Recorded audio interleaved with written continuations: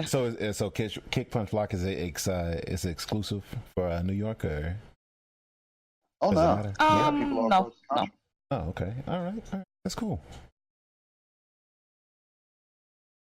People all over know about Kick Punch Block, but I mean, still got newcomers that don't know. Mm-hmm. But again, they're gonna learn sooner or later. Yep. Yeah, I see that. Yeah, Afro's had commentary. Oh yeah. Yeah. Oh man. Okay. He commentated at Evo 2017. Oh damn. Where are they doing Evo this year? Same place. Same place. Wait, Las Vegas? They got a good foothold there, so there's really no reason to go anywhere else. Okay. Well, there was people talking like they were saying like they're going to Japan this year, or like some city near Japan because there was issues with Japan the last time they went or something like that. I don't know. So look, they're still gonna have like Evo in the States, and they're still gonna have Evo Japan. Okay, so those are two separate things. Okay, all right. I'm still kind of new to the whole FGC. Like, I'm not new to fighting games, but as far as like you got FGC itself. Yeah. This is a whole new world to me. Like something I never even knew existed up until Tekken 7 came out. Like, you picked a hell of a time to get into it. I know. Like it's just it's hype. There are times where it's just like it's information overload for me. He's got all this shit. You got all these all these games and all these cats coming out of nowhere. Like it's crazy. It's good though. I like it. Mm-hmm. Well, what do you want to do in the FGC, Proto? Do you want to be just a competitor or work behind the scenes? I haven't really decided yet. I was for the longest time. That I was streaming at one point. And I was kind of all over the place with it, and then I just kind of stuck with Tekken. And then I decided to start practicing to compete. And so my first opportunity was DreamHack ATX, and that went south really fucking fast. Pretty much, I show up. They tell me my time's changed. Leave, come back when I'm supposed to be there. Then somebody says, "Oh no, you were actually supposed to be here at this time." So I get double DQ'd because I missed my time and I didn't get to play. So that's how it tastes in my mouth. Long story short, I want to compete. Why does it sound like DreamHack Atlanta this year? Last year. See, that's what I heard too. That Atlanta was like that. But yeah, must be those DreamHack events that happens with. Mm-hmm. Anyway, and personally, I don't have any experience with DreamHack, so I can't really say. Okay, like me neither. From what I've seen in all my travels, like one of the biggest faults that I have, the biggest like pet peeves that I see is when I appreciate the idea behind having volunteer bracketeer work. Yeah.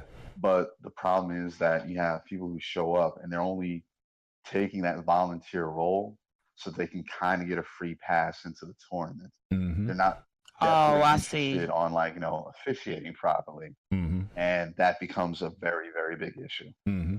See, that's what happens. It becomes an institutional failure at that level. Uh-huh. Mm-hmm. So I that was another experience that I had as well.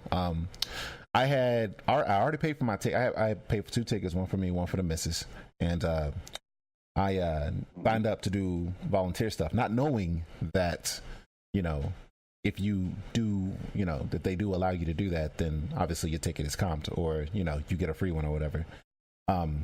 So I was actually kind of surprised that actually happened. I got it. They accepted me. They wanted me to come in and help out.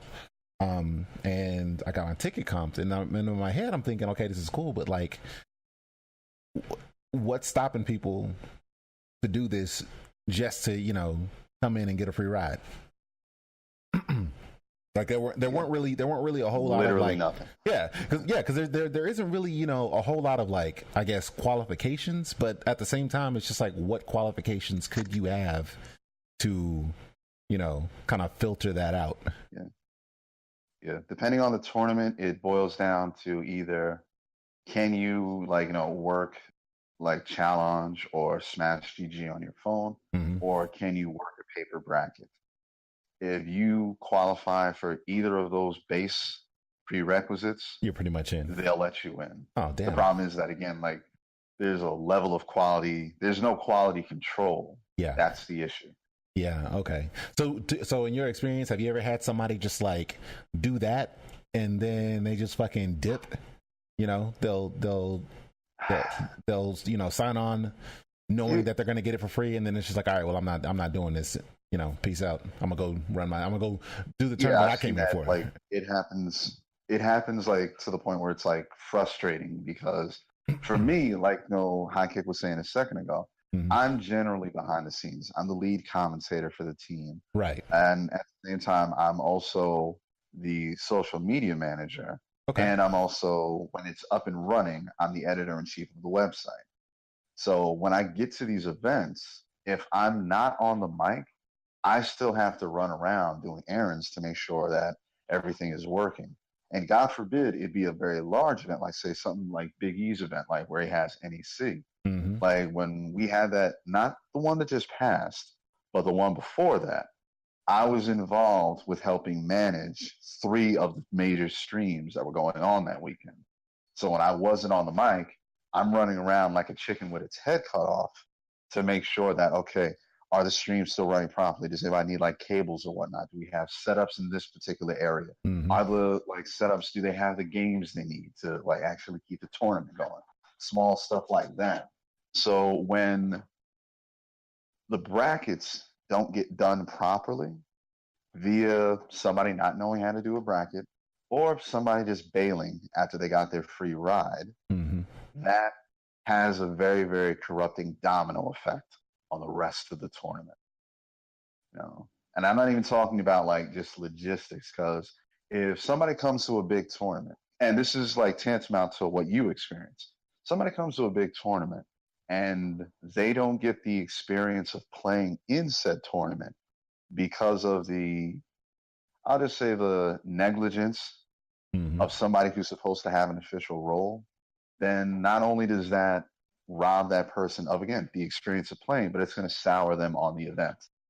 And you don't want to do that. That just literally, it's the first seed of discourse that you don't want to have, don't want to be reaped later on. Because the second you get out there, the second anybody in the FGC like even gets a hint of blood in the water that, oh, something's not being done right in this particular event, then that is going to be it's going to be a snowflake, starts at the top of the mountain, and before that day is done, it's going to just turn into an avalanche of bad press. And you know, that's just how it is with anything. You know, I get what you're saying. Like, you know, people are more willing to, you know, talk about all the negative stuff that takes place as opposed to, you know, coming in and it's like, oh, you know what, actually things actually went pretty smooth this time around. You know, I want to say something about that. You know. Yeah. Did that kick? Yeah, I'm still here. Oh, okay. I'm listening. Oh, okay. Are you recording? Yeah, Are you recording? I know you. Yeah, I've been recording. I know for you're recording that. Yeah, for like the last 10 Okay, minutes. cool. Just thought, you know, we were all in the mindset of this is happening. Oh no, I didn't know. Okay, cool. I mean, but like I said, So okay, so now that we know that for sure, I guess like now would be probably a good time to introduce myself in case anybody can't recognize my beautiful voice. Yeah. But for anybody that's tuning in right now, you're in tune to the sounds of the one, the only, the voice of KPB. It is your boy, Aphro Dynamek, a.k.a. the Crimson Chin. I hope you guys have been enjoying the show thus far. And we are definitely honored to have you here, and we really appreciate you taking your time out of your schedule. Yes. To stop by and grace us with your presence. Hey, glad to be a part of it, man. This is the guy that inducted me into Kick Punch Block earlier last year. You know, what's funny is that I think I remember that day. I think I had we weren't really talking all that much back then, but I think I remember the day when that happened. I saw somebody say something about KPB. I was like, what is that? What is that? And then the first thing I thought of was what's that game? Parappa the Rapper. Parappa the Rapper. Uh-huh. Yeah, Forever the Rapper. That's where we got our name from. See, okay, I knew I wasn't crazy because I saw that Right. on her. I saw that on when she made the tweet about it, and then I can't remember her name, but I was talking to some. I saw a tweet. She had said something, and then I said, "Oh man, that's kind of like Parappa the Rapper," and she's like, "Parappa the what?" And I'm like, "Come on, like you look as old as I I'm am." sorry. All right, look, I'm sorry, man. If she can't piece that together, I'm real sorry. Yeah, Parappa the Rapper is Yeah. an old game. If you don't know what Parappa the Rapper is, you too young. Sorry. I'm real sorry about that. Okay? But yeah, but coincidentally, that is where we get our name because if you remember Chop Chop Master Onion's song, Uh-huh. the first 3-word beat that he gives you happens to be kick, punch, Punch block. blank. Uh-huh. And Yep. yeah, we kind of took it from there. Okay, I like that. It's cool. What made you want to get into all of this? Because it sounds hectic. It sounds crazy. I mean, were you aware at the time when you made the decision to step into this part of the FGC? How crazy This this is would kind be? of a funny, yeah. This is a bit of a funny story, and I think this is actually going to be the first time that High Kick is going to hear it. Oh, But if you could allow me to, wax rhapsodic for just a little bit, yeah, I can explain to you how I came into this fold.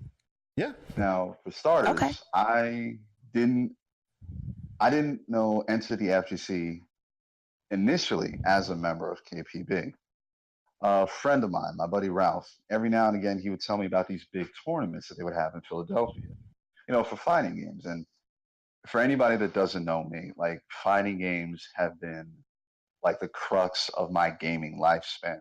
I can safely say that 70 to 80% of all the games that I've ever bought, from Super Nintendo all the way up to the PS4 right now, have been fighting games. So like it's just like that's my thing. I've always been drawn to them. So when I started doing that, I loved going out to these events because it was a cool way to spend a Saturday. I would never stay for the whole event because I didn't see much of a reason. I wasn't competing and I barely knew anybody.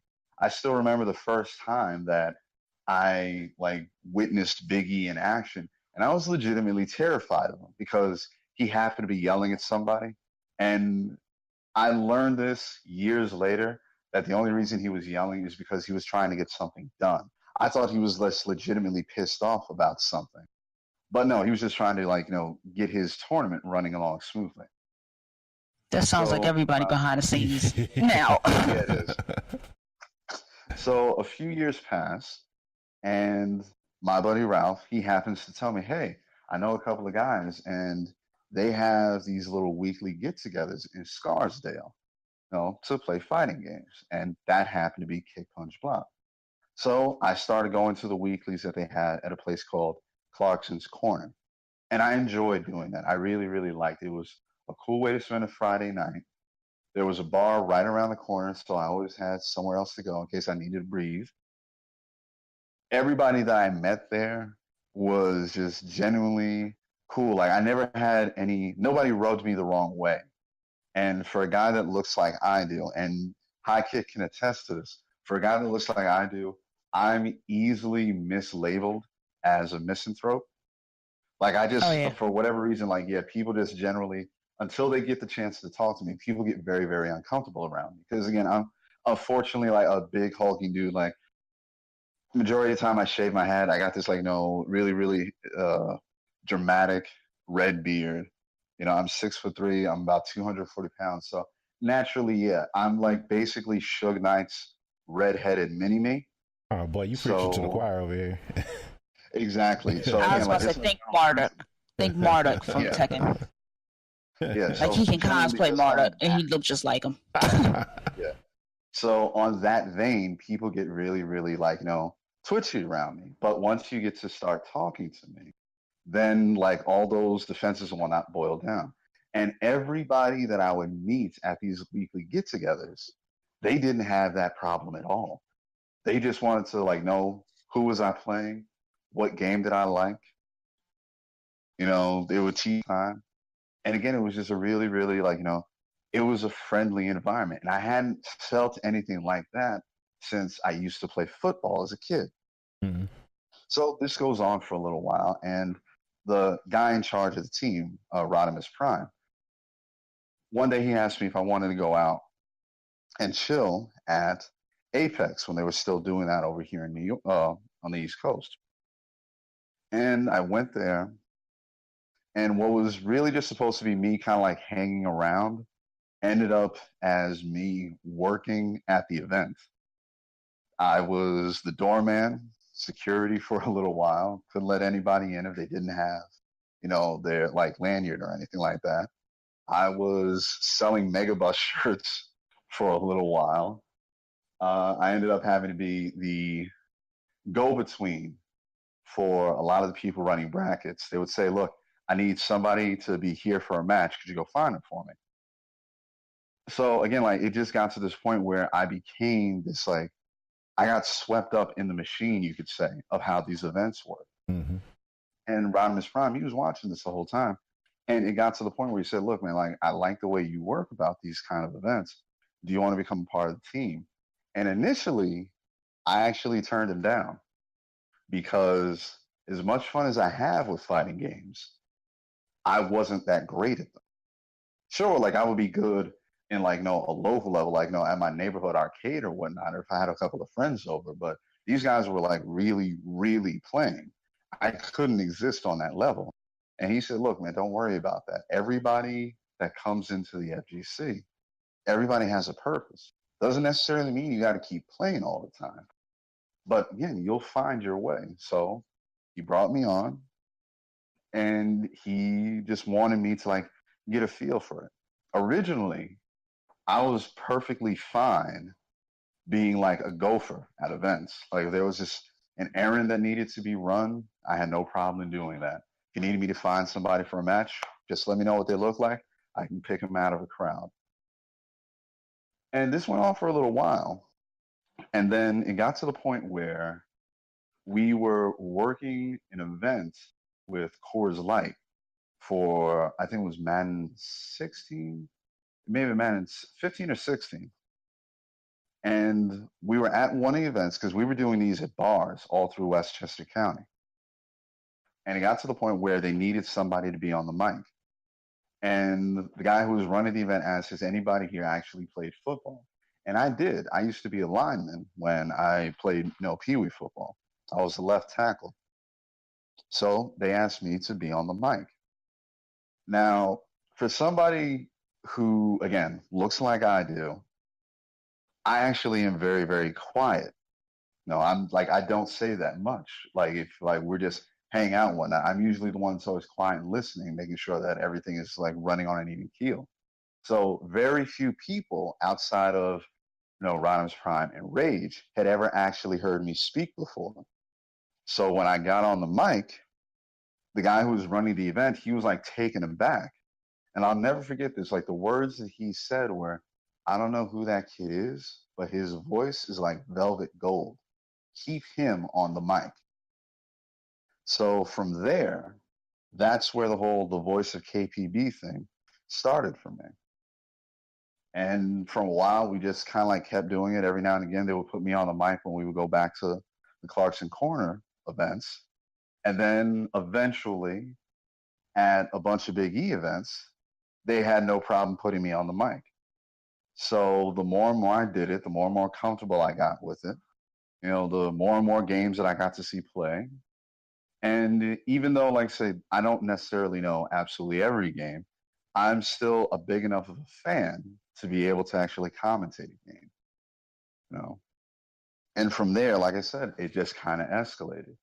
Now, in reference to what High Kick was talking about in 2017, I had kind of like reached a point where I needed to take a break at the end of 2016. I was just a little bit burnt out, and there was a bunch of stuff going on that it had weighed me down a bit.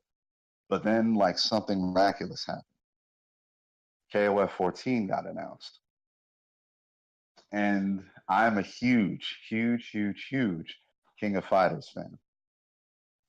So when I saw that, I made the conscious decision, and I put this out online. I don't know if High Kick ever saw this tweet, but I went online and I said, "Look, I don't care what time frame it gets.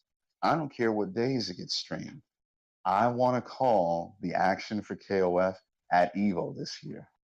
And from No, that I point didn't see on, it. it just, yeah, from that point on, though, it was literally pedal to the metal.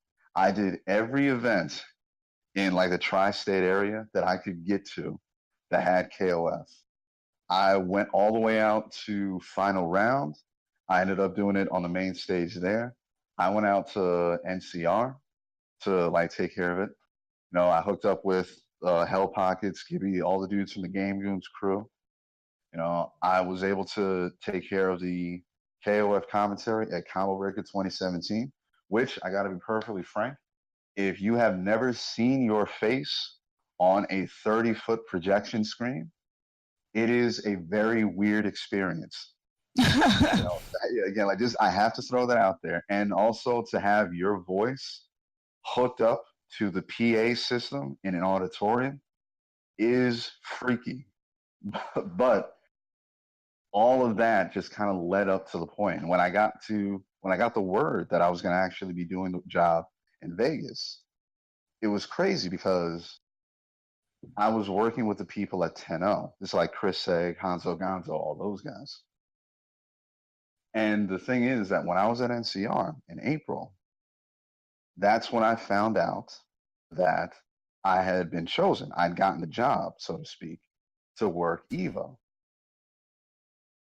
One small problem, though, I couldn't tell anybody. So I had to sit on that news from April all the way to the end of June. Do you have any idea how nerve-wracking that is? Huh, I can imagine. But nonetheless, I went out there, I did my job, and the best part about it is that was my first Evo. Now, I'm not saying I'll never go back. I mean, like I said, if the funds are there, I'll try to get out.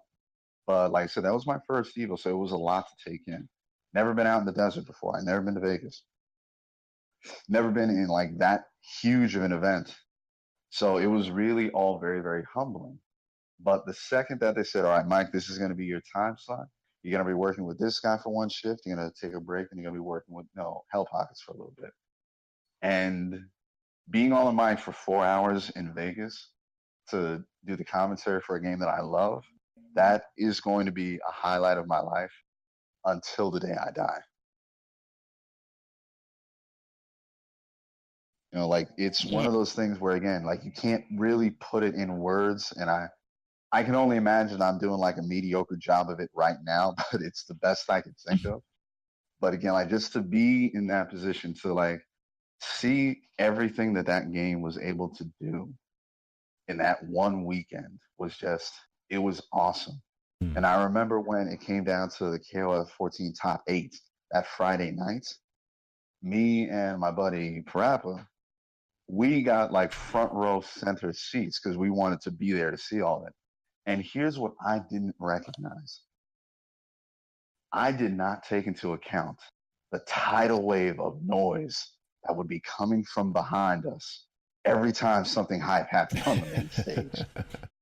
Like, seriously, like when ET got that last combo on Shanghai, honest to God, for a short second, I went completely deaf. Because again, that whole place just erupted with noise because of all the things that could have happened. That was the absolute bottom of the list that anybody would have expected. Just that one quick counter and boom, it completely rewrote what everybody thought the history was going to be at that event. Mm-hmm. Truly amazing. Crazy. Yeah, that sounds like NLBC, but times 10. Yeah. Seriously. Yeah, you got your own little got your own rags to riches story there, man. You know, again, it's weird. Like I'm fortunate enough to have one of the best seats in the house when I go to an event. But at the same time, I don't want to mislead anybody. Yeah. Like what we do in terms of commentary, it takes work. Mm-hmm. I try to let everybody, whether they're on the team or not, know that if you're going to commentate, there are a couple of things that you absolutely have to realize. Number one, no matter what it is, if you want to be on the mic, you cannot hate the game. Right. I know that might sound like common sense, but you would be you would be wholly surprised because I've seen a couple of like events, whether they just be like quick locals or they're just like pools during a bigger event, Mm-hmm. and they'll have somebody on the mic, and they're not going to be like outright trashing the game, but you can listen to it and you can hear like the snipe Like, in their voice. and they have zero interest in what's going on. Yeah. Exactly. Yeah. And again, like I said, that cuts the audience. That Mm-hmm. like just shoots them out of the immersion. Mm-hmm. And you don't want that. You want them to be involved. You want them to be engaged. I've experienced The other that. thing, Oh, I'm sorry. Mhm. No, I was just gonna say, like, I experienced that. I'll come into on Twitch and I'll watch, like, a Smash local, and I don't know if the person talking, if the announcer, if he's just like not interested or he's got something going on. But like, I like Smash, but the commentator, like, if he's not on it, like, that turns me off, and I'm just gonna go somewhere else. And again, like I said, it's like you're engaged in immersion at that point. And Mm-hmm. if they do anything that takes you out of it, now the entire experience is wasted. Mm-hmm. Now, another important thing that you have to take care of when it comes to commentary, and again, this is basic 101 stuff, know a little bit about the game. Now, I'm not saying that you have to know every game inside and out, frame data, matchup information, all that stuff. All of that helps, don't get me wrong, and it's very, very useful. But, for Christ's sake, the human brain can only take but so much. And I'll be frank, for after all the years of head trauma that I've suffered, again, the RAM don't have it anymore. All right. So there's going to be times where, again, I just simply, there's a ceiling for the amount of information that I could store up here now. But the important thing is that if you're going to try it, like for me, whenever I know I'm going to be commentating a game, I'll go out and buy it. Just for the simple fact that, again, like, I'll run through it as best I can. Like, if there's a story mode, I'll go through that. If there's like an arcade mode or like a tutorial and everything, I'll run through that, because at the very least, you want to have a base core knowledge of what's going on. Because if you don't have that, like literally that basic stuff, like literally ground floor of what the game is going to offer you, you're going to be completely lost. And that's going to take away from anything that you can do on the mic. The last thing that I always tell everybody, and this is kind of important, not kind of important, this is like the most important thing I can say. You have to have an entertainment sense. Now, when I say that, it boils down to something very, very old. You guys know about Abbott and Costello, right? Mm-hmm. Yes. Okay. The famous bit they had, who's on first? Whenever you get on the mic, you need to be fully aware of whether or not you're Abbott or whether you're going to be Costello. Because sometimes you're going to have to switch it up. Sometimes you're going to have to play on different ends. Like for me, when it comes to KOF, like I said, that's my game. I've grown up with it. That's in my blood. I know that game better than I know any other series. So again, I can be, Abbott in that case. I can be the guy telling you, yes, who is on first. But then there'll be times when, say, I'm commentating Under Night or BB Tag, and I know those games. I'm aware of them, but I don't have that real in-depth knowledge. I don't have that like college thesis level of information. So now I got to be Costello. I got to ask, all right, I heard you, but who's on first? And you got to be very, very aware of who it is you're going to be. Because to come back to when I was at Evo, the first person they put me with was Sammy Fish. And Sammy Fish is a great guy. I've seen him do a lot of stuff. But the one thing that I can say from, and I'm saying this with all respect, Sammy is kind of like very straightforward. I would even go so far as to say he's a little dry. That doesn't make him a bad commentator. That's just who he is. That's his style. So when I'm on the mic with him, I got to be the crazier one, quote unquote. You know, I got to be the one asking the silly questions. I got to be the one making those like odd comments to keep people engaged. But Right. then right after that, I'm on the mic with Hell Pockets. Hell Pockets is crazy defined. So now I got to switch everything over. I got to be the straight man now. I got to be the one that, again, the pratfall falls off of. So I got to be the one giving the information while he's being, you know, while Chris is being Chris, basically. So it becomes one of those things where, again, you have to be able to recognize which side of the coin you're going to be on. But yeah, well, if there was ever like a tutorial to commentary, I think that would probably be it for That'd me. be it. Yeah. It's good knowledge, man. It's good knowledge. Mhm. You know, you don't. I mean, even a tutorial won't always help because you know when you're on the mic, sometimes even you have to switch up with your commentating partner. Like last night, I had Violent JD as a commentating partner, and he's wild. He's wild, and he says whatever he feels like saying. So sometimes you spur of the moment either have to diffuse the situation, or you know, sometimes you have to think, can I diffuse the situation because he's saying stuff that might offend, or do I just let it ride, you know, or what do I do? So you have to come up with something spur of the moment, you know. Exactly. So You have to be able to think on your feet. You know, and sometimes that can even like get you in trouble, but for you know, the streamer might get you in trouble by the streamer or the team, or it might actually save the stream. So you don't know. Like I said again, it's a really weird, like you're walking the edge when you're on the mic because you're going to be, you know, the Jiminy Cricket basically of that broadcast. People are going to come back and they're going to remember what was said. They're going, of course, they're going to remember the action. That's why they tuned in. But you have to be the quote unquote, like you got to be the grease on the tracks for them. Because one of the other things that's really, really important is that you got to remember, not everybody watching is going to know what the hell is going on.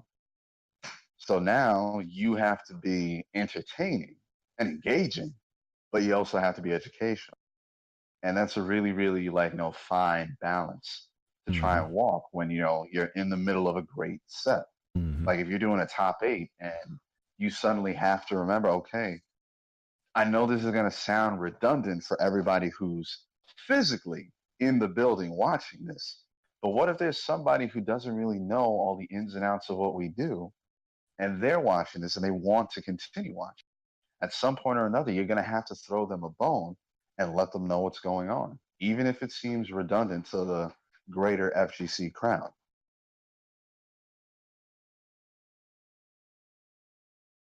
And that's similar to what Spooky and Rodimus Prime do on the side when they're doing the stream work. That's when we can be commentating and they might fill them in on what's going on. Like, okay, say that move is -3, they'll explain why. So if we don't do it, they'll do it. Right. That's why one of the things that I've always been really solid about, and I know this may ruffle a few feathers, but for my money, I genuinely prefer two-man commentary teams. Right. Because I've seen events that have 3. I've seen events that have so many as 4 commentators on the mic. And I know everybody means well. And I know that this was a good idea in somebody's head, maybe even on paper. But for my money, it doesn't always work. Because when you have 3 or more people, now you have everybody clamoring for the opportunity to say something. Doesn't have to be anything useful. Doesn't have to be anything even vital to what's going on. Everybody just wants to say something. I mean, that sounds like too much either way. Yeah. Exactly. So too many when voices. it gets to the point where, right, when you want something done right in the terms of commentary, for my money, stick to a two mic team. If the person running the stream wants to chime in from time to time, like High Kick was saying, that's perfectly fine. There are going to be times where the both of you are going to be a little exhausted. I mean, I think about all the marathons that I've had to do on the mic. I remember one year at NEC, I was on the mic for 7 hours straight. And it's not that I didn't enjoy what I was doing, but I'm still human. So eventually, like, that's an entire work shift. I'm gonna be dragging my ass a little bit towards the end.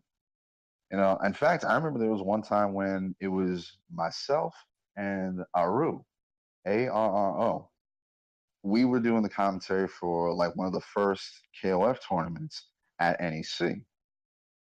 And again, like I said, this is me. I've been on the mic functionally all day at this point. And Aru, like, he's been getting matches in with everybody who's come across the country.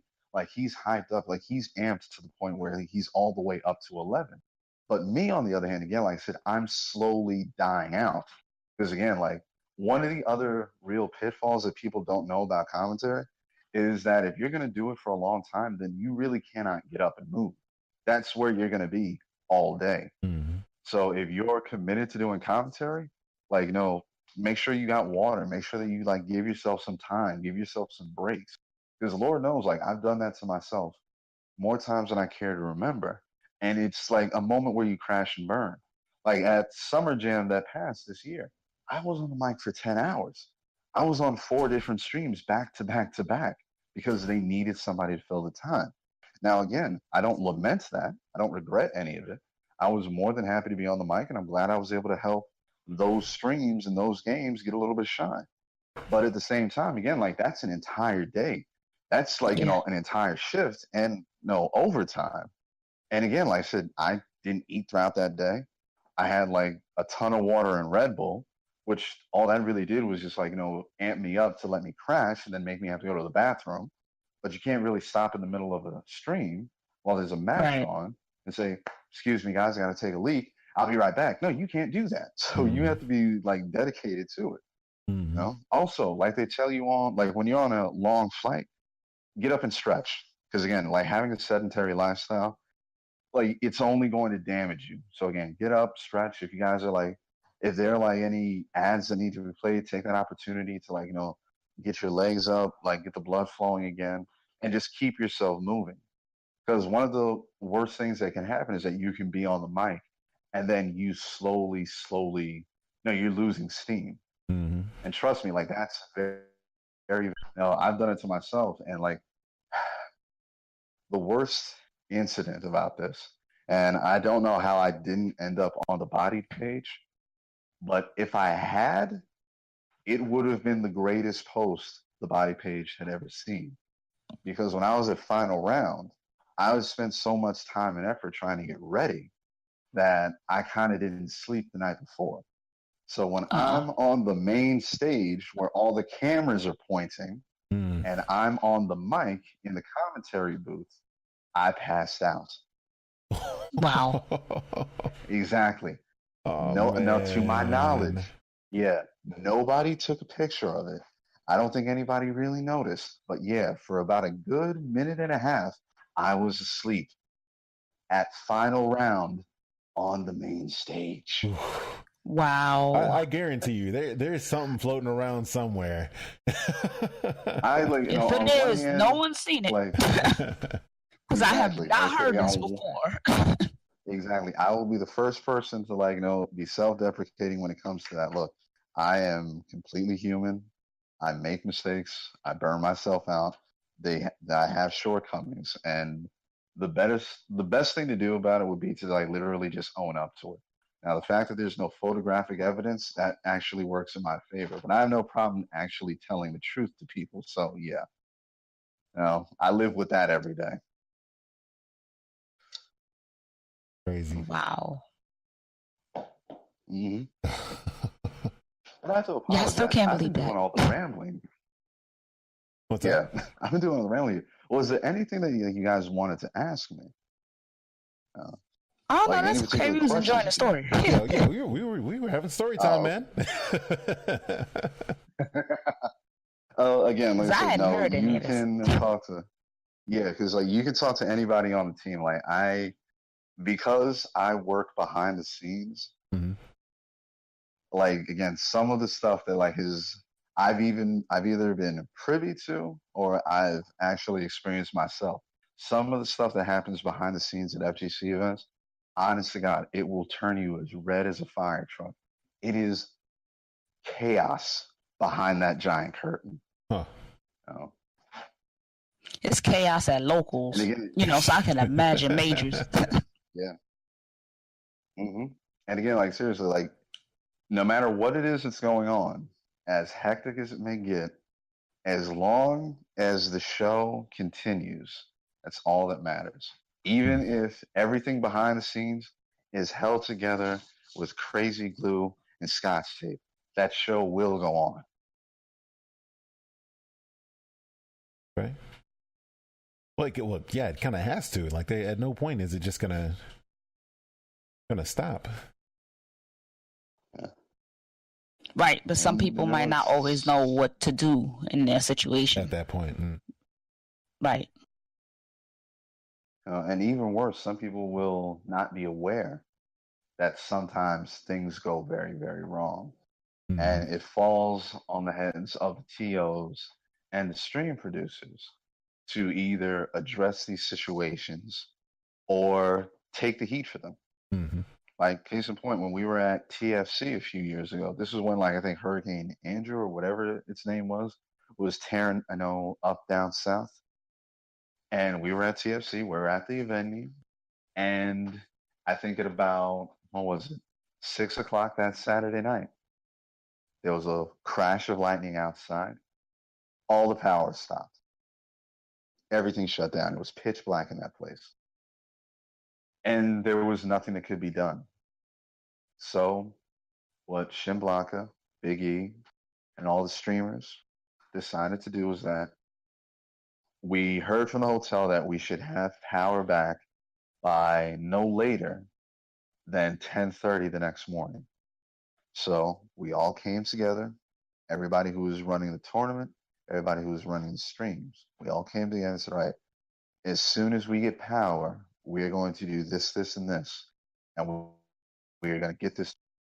And to everybody's credit there, we picked right up where we left off. And not only did we catch up, but we were actually able to get everything back on schedule. Oh, wow. Despite losing functionally 4 hours of stream time. Mm-hmm. And I really got to give credit to everybody who worked there, even a couple of the players. Like there was one dude, I believe his name is Isogen or anything like that. And because he was so dedicated to making sure that the Tekken Tag 2 event would run off without a hitch, despite the fact that this dude was pretty far along in the bracket, he completely removed himself just so that he can make sure that the event ran as smoothly as possible. And it's moments like that that don't really get a lot of shine on SRK or event hubs or anything. You don't hear about stuff like that on Blow Up Tuesday, So when moments like that, small though they may be, come along, you have to appreciate them. You have to give people the credit where that credit is rightly due. So that's one of the reasons why, again, every time I get an opportunity to shout somebody out, I gladly do it. Every time I have the opportunity to help somebody along, I jump at that chance. Because for somebody in my position to not pay it forward, that would be like the height of hypocrisy. And there is sadly enough of that in the FGC already. So I refuse to be a paradigm of it myself. Right. I gotta say, like, we've only done about 3 interviews, and this has been probably the most enlightened one I've had so far. Yeah, he's inspiring to me. Yeah. I was inspired by him, and then when he offered me a spot in Kick Punch Block, I was taken aback. I'm like, me? Because I was fully inspired by him and his commentary. I seen him on stream at Evo in 2017, and I was like, who's that? Because he's so good on the mic, and everybody else is talking about Tekken and Tasty Steve, and I'm like, nah. I didn't even bother watching that stream at first because I was watching Aphro on commentary. And I was like, wow, he's good. Like he was really good, really informative and everything else. I hadn't even heard of Kick Punch Block before then. And then like fast forward to the middle of 2018 when he asked me to be on Kick Punch Block, and Kick Punch Block even inducted me.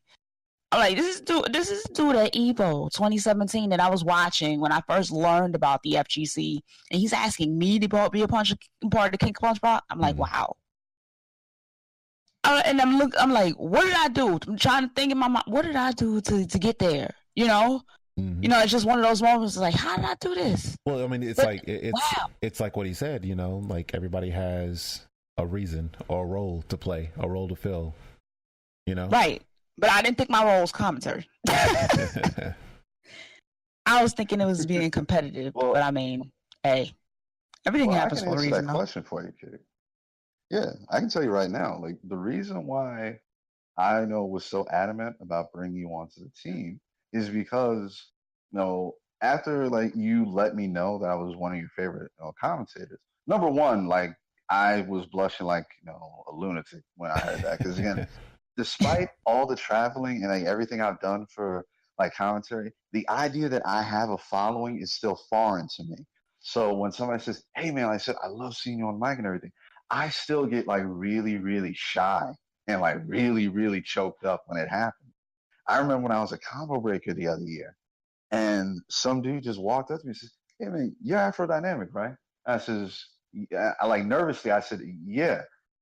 And he said, like, "Dude, I saw what you were doing at the mixer studio for Killer Instinct, yo. You were really on point, man. Thank you." And for a moment, like I thought this dude was coming out of the like woodwork to jump me in the middle of a combo break. But no, he just walked up to me because he was happy and he was like grateful that I did it because him seeing me with like the way my voice sounds and everything. Because again, like High Kick can attest to this. Like initially, again, if you just see my picture and then you hear my voice completely separate from that, you would honestly believe it's two different people. I've been living with that my whole life. So again, it's just something I use to my advantage now. But because of that, because I have this like particular, because I have like this baritone voice, like from what I gather, like now that's actually inspired a couple of people who have like slightly deeper voices to get on the mic. Because from what I gather, like I guess the expectation of it all is that, well, you got to be like always cranked up to 11. You got to be always hyped whenever you're in the mic. You got to be always shouting whenever you're on commentary and everything. And no, I don't do that. Like, number one, I don't have the vocal cords for that, all right? Like, again, like it takes a great deal of effort to get this voice to sound the way that it does. So there are going to be times where, again, I can't go crazy. I mean, I will admit when I saw that first Geese trailer for Tekken 7. Oh, yeah. I'm not even going to say I lost my voice. I will be perfectly honest with y'all. Me and my vocal cords totally desynced. All right, that's what happened when I saw that. But again, like I said, don't get me wrong. There are going to be times where I'll be excited on the mic, but I don't want to like, just damage my voice. I don't want to sound like something I'm not when I'm excited. That wouldn't make sense because that wouldn't be me doing it. If I gotta get on the mic and change something fundamental about who I am to do that job, I don't need to be doing that job. Exactly. Right. I can tell y'all something. Exactly. I can tell y'all something right now.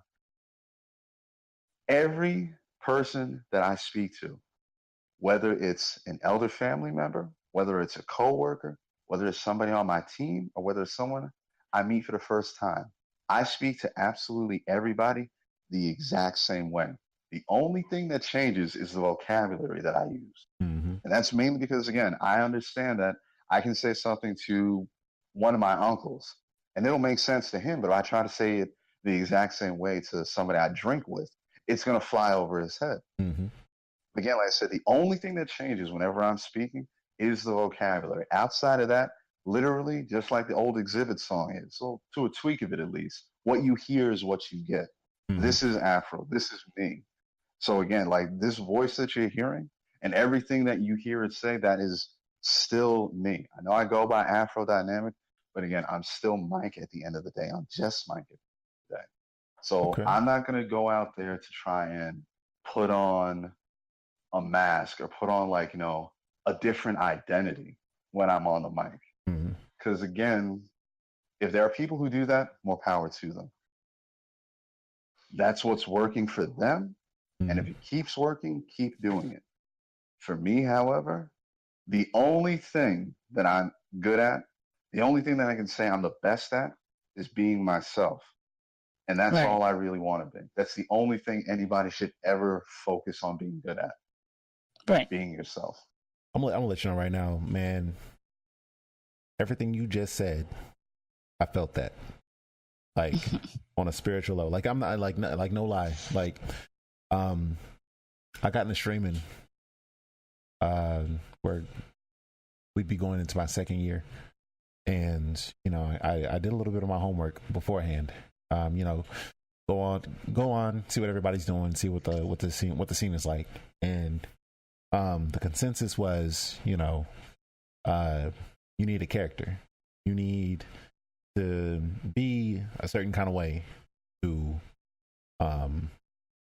you know, grow your stream, whatever, and all that stuff.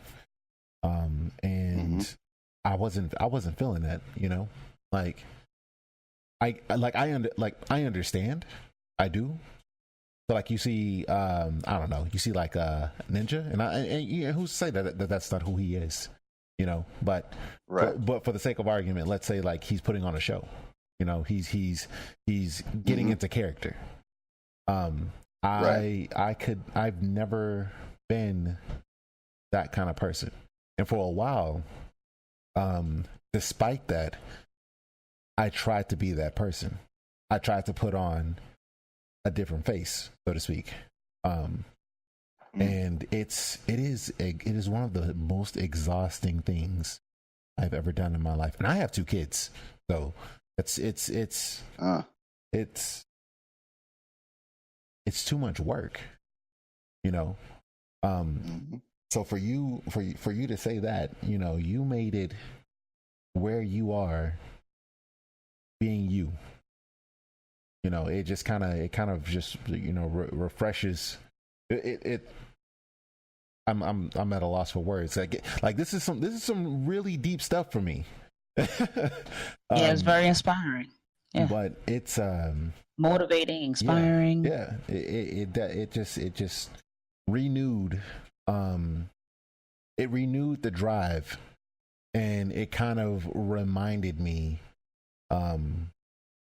what it is that why I got into streaming, what my goal was.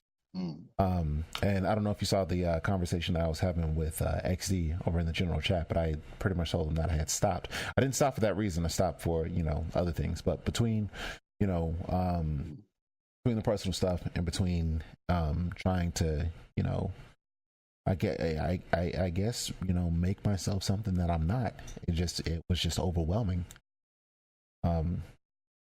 Hey, you know, you definitely given me some stuff to, you know, sit back and think about and reevaluate.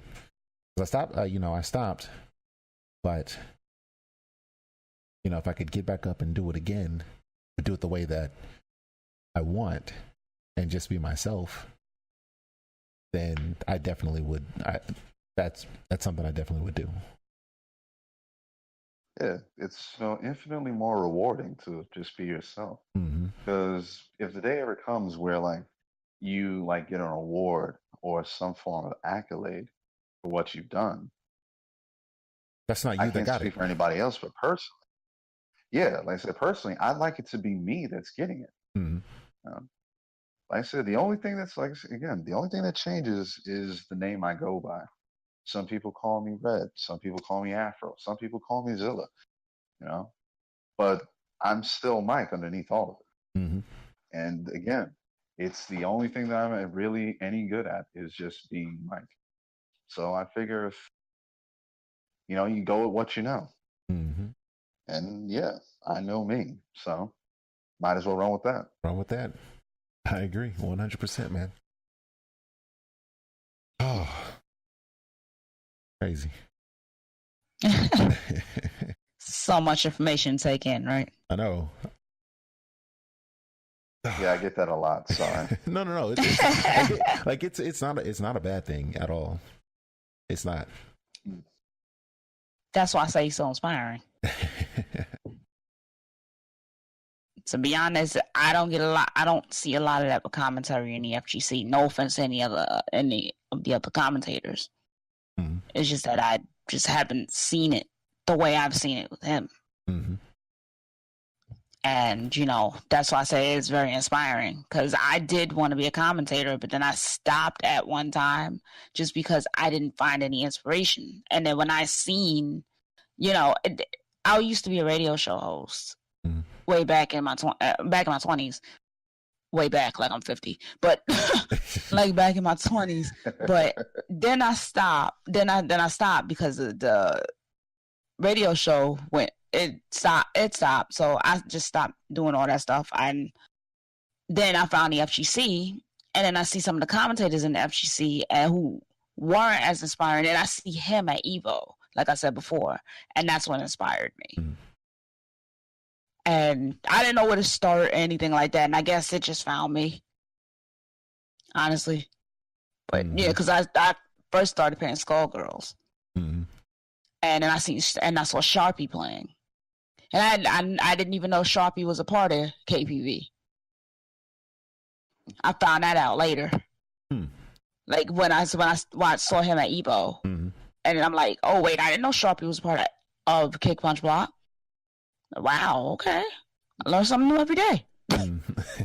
All right, like I'm like choking back like a little bit of laughter right now because I have a story involving Skullgirls that it's a fun little anecdote for me, but I didn't realize it until a few months ago that it had much, much bigger reach and much deeper ramifications than I gave it credit for. But like I said earlier, I'm the social media manager for the most part for Kick Punch Block. And at the same time, I am the commentator. So there are going to be times where people will see me and hear me, but they don't know that they're going to be talking to me if they send the team a message. So one of the things that's really important for me to know about Skullgirls is that Skullgirls is actually the game that got me to decide I wanted to stay in the FGC. Really? Mainly because of Encore.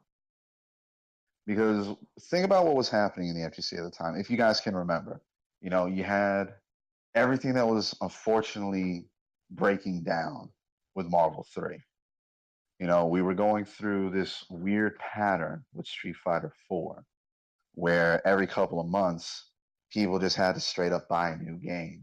Yeah. You know, yeah, exactly. You know, you had other games that were really, really good, but they weren't going to get any support. So what was in the game from the original jump, that was it. There was no balance coming. There was no like referendums or anything like that.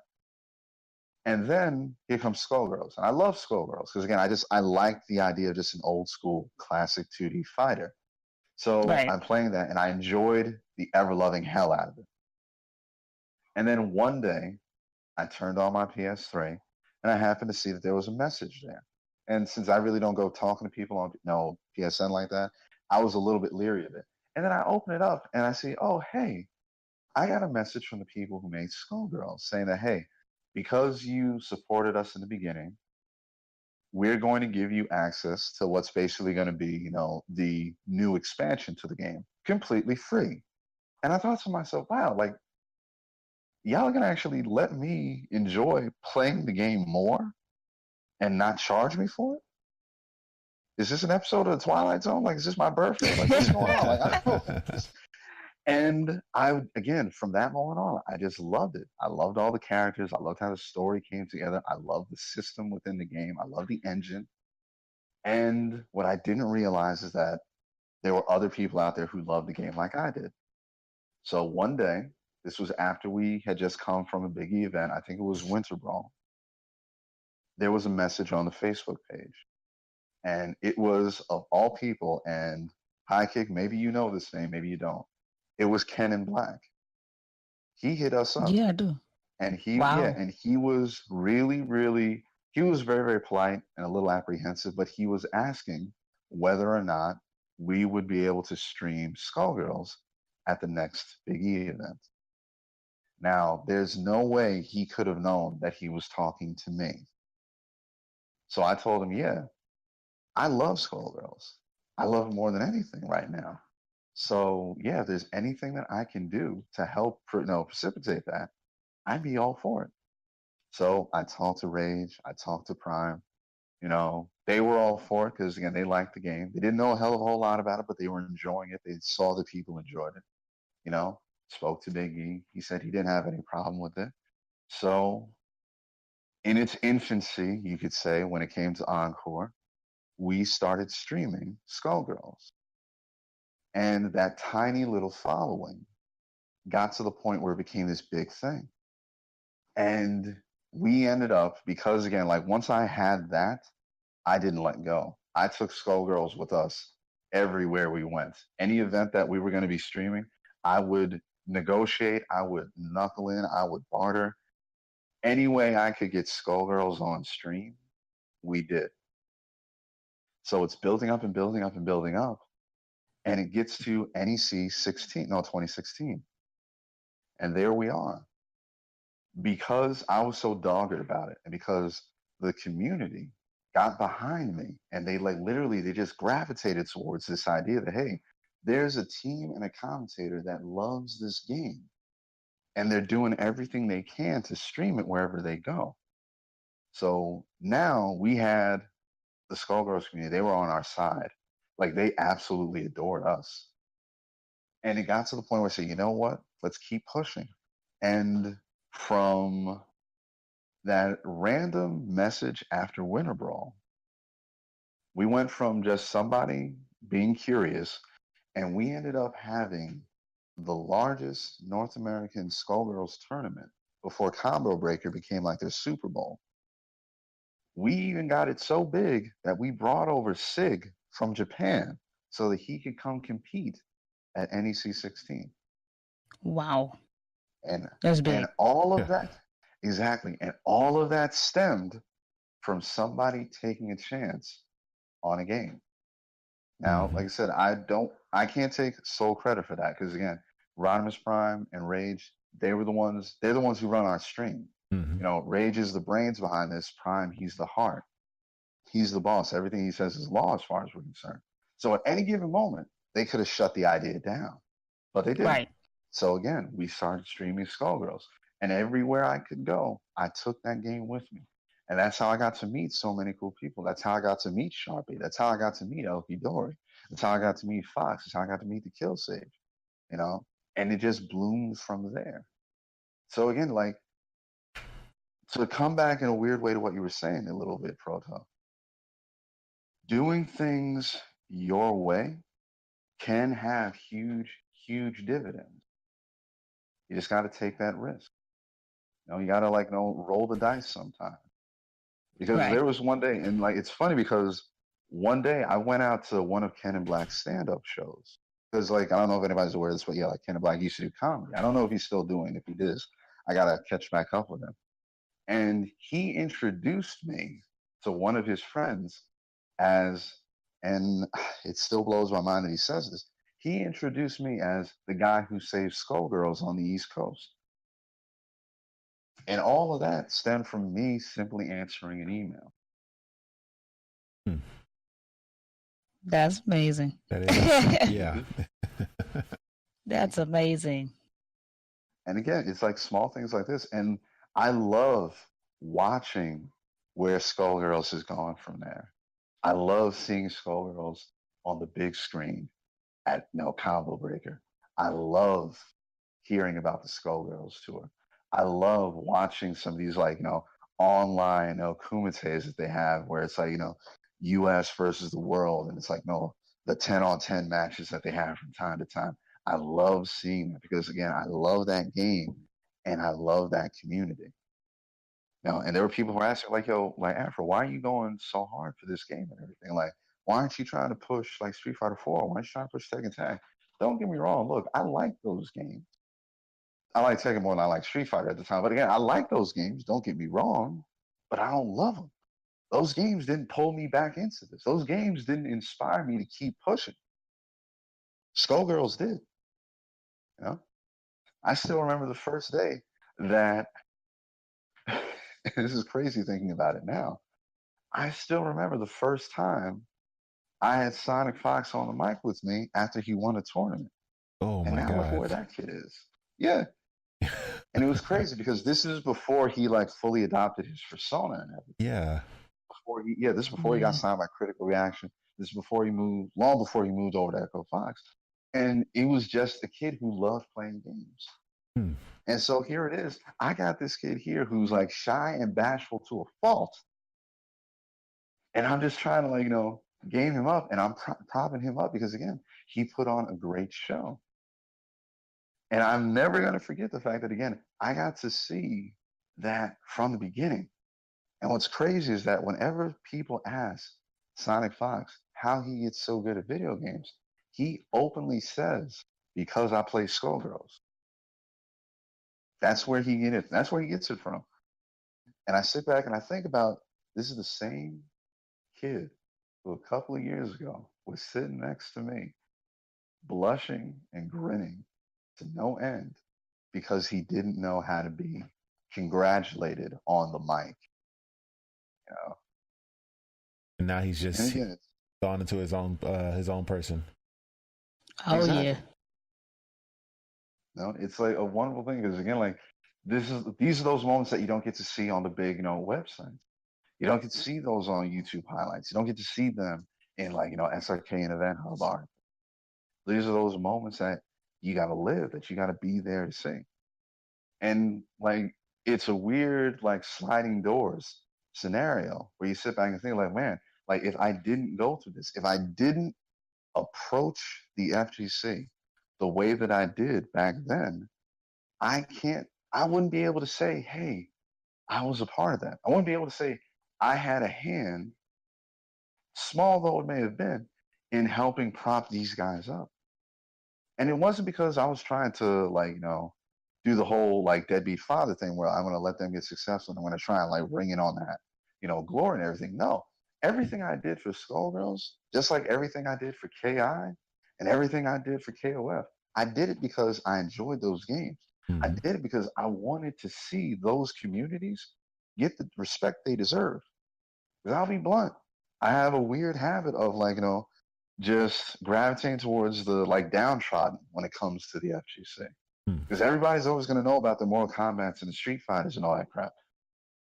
But there are still, there are more than those two games being played. Not like, this is not a strike on Street Fighter or Mortal Kombat or Tekken or anything. Nothing against the big, the AAA games and all that stuff. But you're not really going to have much of a community if it's only those games. I mean, you look what's going on with, Million Arthur Icon of Blood right now. That game is like, got a huge following because it's a fun game. You look at people who still play Third Strike. Yeah, the game's old. I know people in the FGC who are actually younger than that game, but the game doesn't stop. It doesn't stop being fun. You get people who, again, they go to the arcade rooms at some of these events and they meet a game that they never played before. And right there, that's it. That's the beginning of the love affair for them. Like I was putting it on the Facebook page earlier today because today happens to be, I think, like the 22nd anniversary of Real Bout Fatal Fury Special. And I said it, look, everyone in the FTC has that one game that changed their life. For me, it was Real Bout Fatal Fury Special. But there are going to be other people who, hell, the game that may have changed their lives might have been Skullgirls. Game that changed their life could have been Chaos Code. It could have been BlitzConf. Could have been anything. But it's the game that got them involved. And it's the game that made them want to get involved more, that wanted to take it further.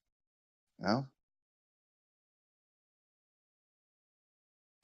Again, like I said, dude, like Proto, it just comes down to like one, finding where you're comfortable and working within that. Because if I kept the mindset that I had when I first,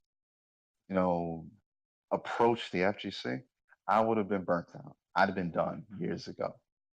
But I walked into it, and in the position that I ended up being put in, there were ways that you can go and affect. There are ways that you can not necessarily change the world, but you can nudge it in the right direction. all you got to do is be that little bit of a catalyst, be that ripple, in the water that maybe becomes a tidal wave somewhere else. Mm-hmm. Well, you definitely made a splash, man. Mm-hmm.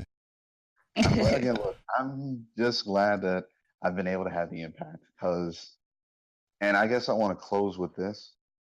What most people are unaware of is that what we do behind the scenes, 9 times out of 10, is thankless work. I would even go so far as to say some of those 9 times out of 10 were even actually hated and mocked because of what we try to do. But you can't focus on those 9 times. For me, it's always been about that 10th time, because that 10th time, when you actually do get a thank you, you're getting a thank you from somebody whose life you've affected positively. Like case in point, you look at Zidian. You know, Zidian again, he was a Skullgirls player when I first met him. Mm-hmm. And I knew that he had talent because I had seen some of his writing before. So I said, all right, Zid, I know this is going to be a little bit rough for you, but come write for us at KPB. And he did. He did a couple of columns. Every now and again, he would have a think piece put out. And that became something. So he started writing. He started finding his voice a little bit more. And I told him, I knew from the beginning, Zid, you're talented, man. You're going to actually be more than just writing for us. And when that day comes, I'll be there with, if you ever need it, I'll be there with a glowing recommendation. Just say the word. And lo and behold, you look at Zidian now. Zid wrote for SRK. Zid wrote for Red Bull at Yahoo. He's right now writing for IGN.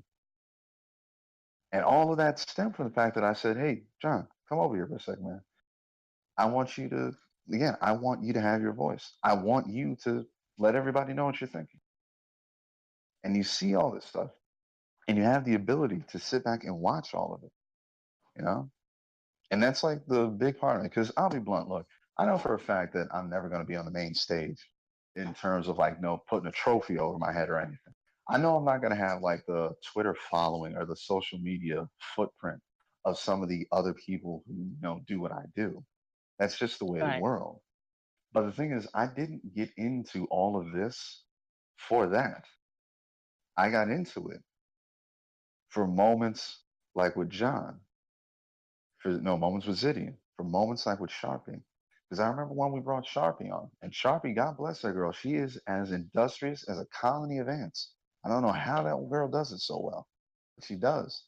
And to see Sharpie go from somebody who walked up to me and said, hey, Aphro, thanks for giving us some stream time, man. If there's anything we can do to help, let us know.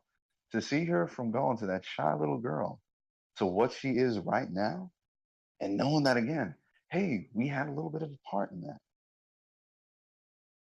We really, really made that difference. Mm-hmm. Mm-hmm. But she's a commentator now. She does a lot now. Stream work, TO. Yeah. But like I said, I've been rambling on long enough, and I still got to get up early in the morning. So again, thank you guys for giving me an opportunity to talk. I don't get it too often, so this is probably going to be the first time some people even actually hear my voice. So thanks for that. Not a problem. And No, I'm just gonna. And I hope I've been able to shed some light on a few things, be inspiring, like High Kick says, and I hope I've been entertaining at that. Definitely. Oh definitely. Thank you so much, Aphro. Yeah, we really appreciate it, man. Yes. Look, my pleasure. Right. Again, for everybody that's tuning in, thanks for spending some time. I'll talk to you guys later. All right. Till next time, keep fighting the good fight. All right, man. Have a good night. You too, Aphro. Have a good night. Guys, take her on easy.